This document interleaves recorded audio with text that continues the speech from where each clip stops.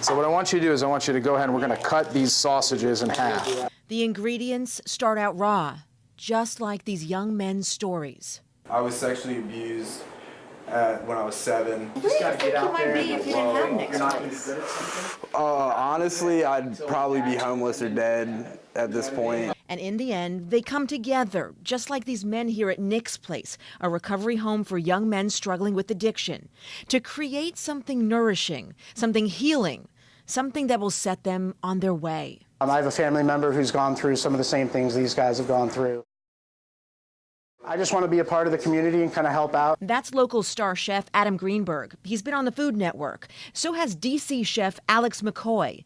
They're teaching these young men an important life skill: how to cook. These guys are really inspiring. I mean, just to be able to be here and see what these guys are doing and the courage that they have to work their way through this. And I've got some friends and family that have gone through this, and it's really hard. Tonight is more than about the meal. It's about these chefs showing simply they care about people they've just met. I'm making a cassoulet. It was one of the first dishes that I learned how to cook when I started out. Really appreciate them coming and doing this for us. That's perfect. See, that it took 30 seconds. It's helping me get back into society. Our guys, every single day, demonstrate that recovery is possible. Rhea McVicker started this place.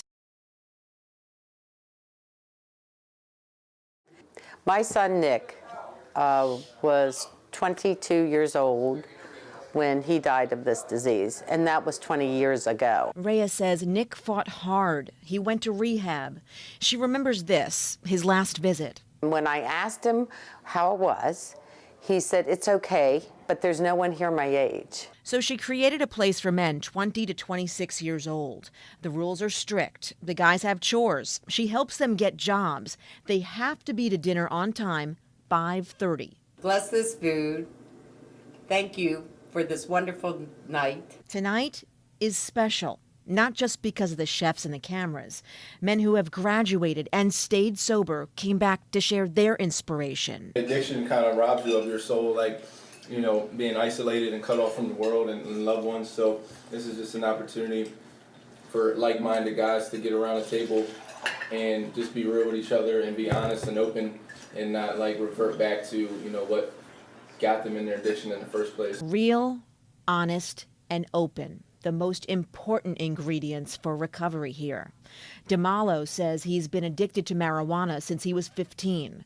Tonight marks his 4th month at Nick's Place. The model that came here the first day was really self-centered and really didn't know what direction he was going in. I still have a court date that I'm about to face pretty soon, but I had no hope and really wanted to give up on life. And tonight, he may have found his calling. He's talking to Adam about becoming a chef. I'll give you the job, you just got to keep it. That's what this place is about, a new start. It's kind of giving me a new shot to make up for past mistakes, kind of start to rebuild relationships and kind of start on a journey of the life that I feel like I was supposed to live. None of this is easy. Matt is 22. He says he just got real with what led him to use in the first place. When I was younger, I was sexually abused when I was 7. I grew up with ADD and depression. That was just in my genes.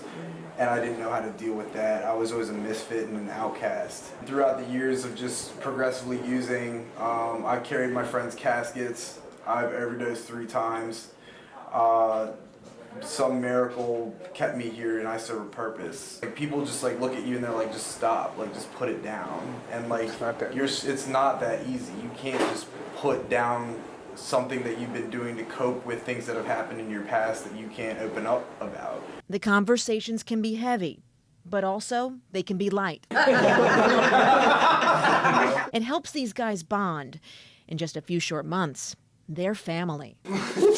I found that the guys that I'm with right now, who are convicts, felons, are some of the most amazing people in the world. And the things that they've done in their past doesn't dictate anything in their future at all.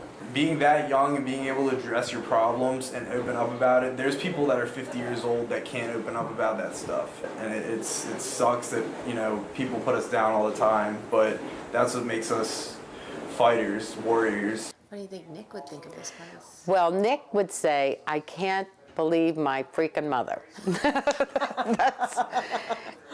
But he would also say, I'm really not surprised, you know, but Nick would say to me during his addiction, he would say, why don't you just give up, Mom? Why don't you just give up? And I'd say, as long as you're breathing, I'm not giving up. And she's not letting these guys give up either, no matter how tough it gets. Through my using, I ruined absolutely everything. I had no money, no car. I had no phone when I came in here. I had no job. I was homeless before I went into treatment. And now I have the opportunity to literally start over, make myself who I wanted to be my entire life.